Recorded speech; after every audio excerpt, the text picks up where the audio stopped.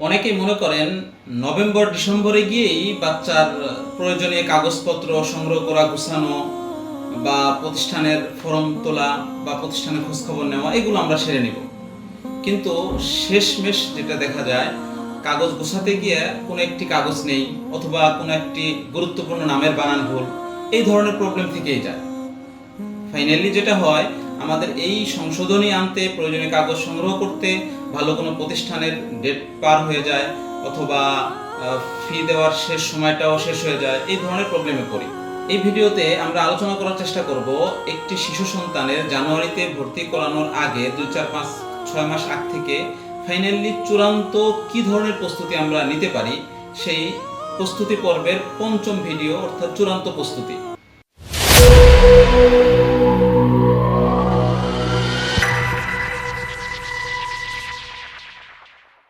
চূড়ান্ত প্রস্তুতির মধ্যে গুরুত্বপূর্ণ একটি হলো, আমরা আমাদের সন্তানের ডিজিটাল জন্ম নিবন্ধন বাংলা এবং ইংলিশে ফাইনালি ওকে আছে কিনা, তার বানান ঠিক আছে কিনা, কোনো সংশোধনের প্রয়োজন আছে কিনা, বিষয়টি ক্লিয়ার করে নেব।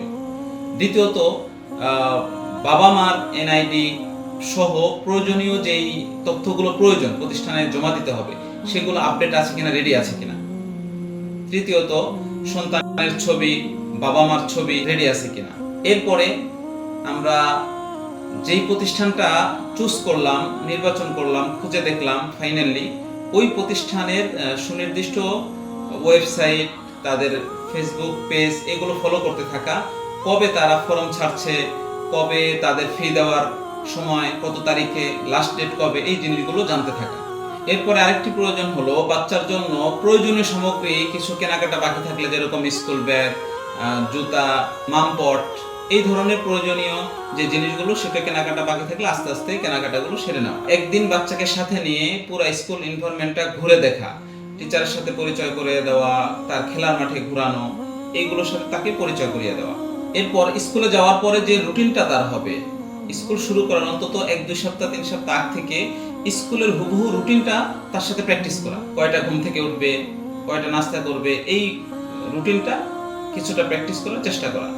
সর্বশেষ যেটি খুবই গুরুত্বপূর্ণ, যদি সম্ভব হয় বাচ্চাকে যেই টিচারের কাছে পড়বে, শ্রেণী শিক্ষক যিনি হবেন অথবা তার বন্ধু, ফ্রেন্ড সার্কেল যারা হবেন বা প্রতিষ্ঠানের প্রিন্সিপাল, এই ধরনের ব্যক্তিদের সাথে তাকে একটা পরিচয় করানোর একটা ব্যবস্থা করা। সেটা প্রতিষ্ঠানে গিয়ে হোক, নিজেদের বাসায় এনে হোক, অথবা কোনো একটা অন্য কোনো জায়গায় হোক, তাদের সাথে পরিচয় করে দেওয়া, যেন পরবর্তীতে বাচ্চা তাদের সাথে কথা বলতে, মিশতে, পূর্ব পরিচিত ব্যাপারটা বুঝতে পারে। এটা খুব ইম্পর্টেন্ট, যদিও কষ্টকর, হয়তো অনেক ক্ষেত্রে হবে না, কিন্তু পারলে ভালো। এই পর্যন্ত মোটামুটি আমরা 5টি পর্বে আলোচনা করেছি বাচ্চার ভর্তি প্রস্তুতির জন্য। প্রথম পর্বে আমরা আলোচনা করেছি ভবিষ্যৎ শিক্ষা পরিকল্পনা বাচ্চার কেমন হওয়া দরকার বা কোথায়, কখন, কিভাবে করব। দ্বিতীয়ত আমরা আলোচনা করেছি কয়েকটি গুণ দেখে আমরা শিক্ষা প্রতিষ্ঠান নির্বাচন করব।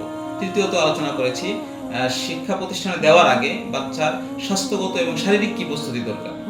এরপরে আলোচনা হয়েছে মানসিক এবং সামাজিক কোন কোন প্রস্তুতিগুলো দরকার।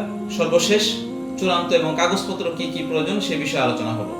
পুরো 5টি ভিডিও দেখার পরে কোন ভিডিওটি আপনার কাছে সবচেয়ে ভালো লেগেছে সেটা আমাদের কমেন্টসে জানাতে পারেন। আর আপনার জানা কোনো অভিভাবক নতুন বাচ্চাকে জানুয়ারিতে ভর্তি করবে, তার প্রয়োজন বলে মনে করেন ভিডিওগুলো, তার সাথে শেয়ার করতে পারেন। ধন্যবাদ সকলকে, ভালো থাকবেন। আসসালামু আলাইকুম ওয়া রাহমাতুল্লাহ।